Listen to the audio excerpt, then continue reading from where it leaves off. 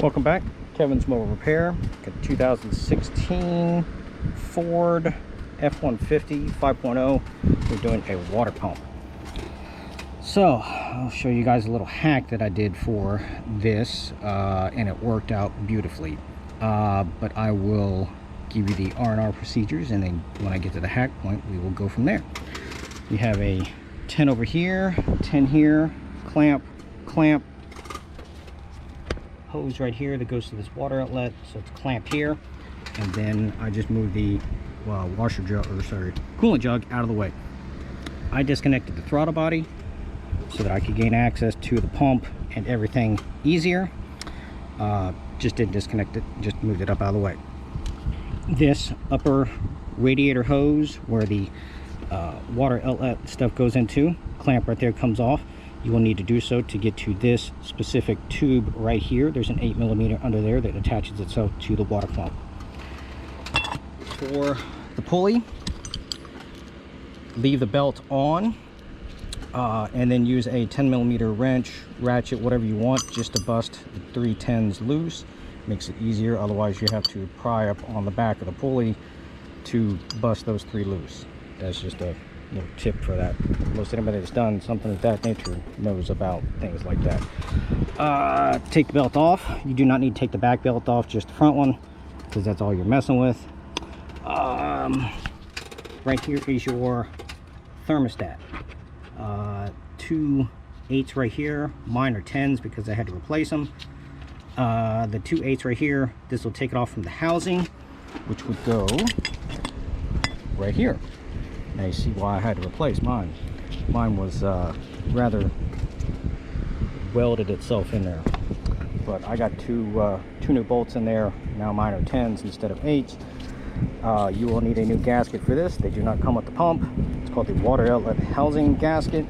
And I'm replacing the thermostat just because. There are 2 8s right here. And then there's a large O-ring right inside there. One there, and then the water pump O-ring itself are the 3 that you would need. On the pump itself, when it's orientated like this, here's that 8 that you need to get to when you take that upper hose off. Water pump itself is just 4 10s. Once it is out, that pump is usually a pain in the ass to get out.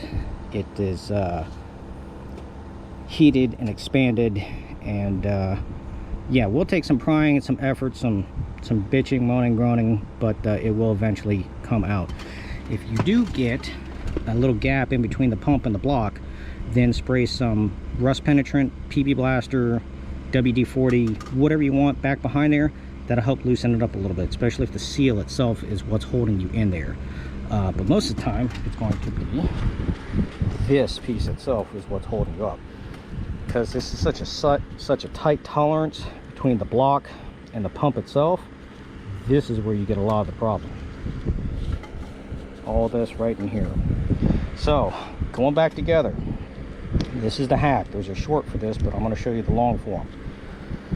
What typically happens is, if this thing is not centered perfectly and just boop, right in there, we're talking about like thousandths of an inch dead center in there, it will usually rip this O-ring, and then it will start leaking out coolant. Bad idea. So my hack is install your O-ring. I'm out on the field, so I don't have access to a freezer, but if you're at home, you can do this. If you're a shop, you can do it in the break room freezer. Take the whole water pump. I put just this part here on ice for about 30 minutes or so. That made this section right here cold enough to where it shrank just enough where it would slide itself into the block. Also put some lubricant around the edge just to make it so that it slides on easier once it's in there. But that is my hack. I used ice. You can use an entire freezer. Just put the freezer in there, put this inside the freezer for 30 minutes, 45 minutes, whatever you want to do. Or use the same thing. Use ice pack, bag of ice, whatever you want. Just this part right here is what you want to worry about.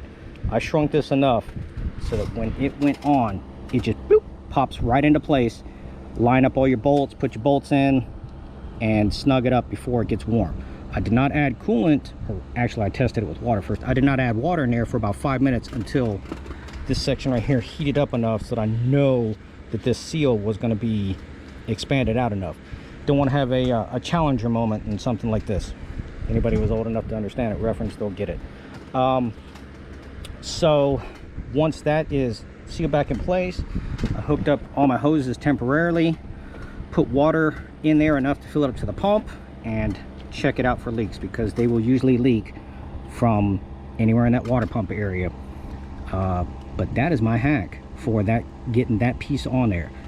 And that is a Motorcraft pump, so it's not a design flaw. It's they're just that tight of tolerance, and it's stupid. It's 88, 89 degrees outside, so that engine is that temperature. If I was able to drop this down enough to make it that small, it's just like people when they do liquid nitrogen to put bearing seals and piston ring seal or piston sleeves in and stuff. I just don't have any liquid nitrogen, and that would kind of be bad for a rubber seal. So bag of ice, pop it in there, away you roll. Now we're just going to assemble everything and go back to town, let it fire up, put my funnel on here, and burp out all the air bubbles. But that is my hack for doing that, and this is the 5.0 water pump.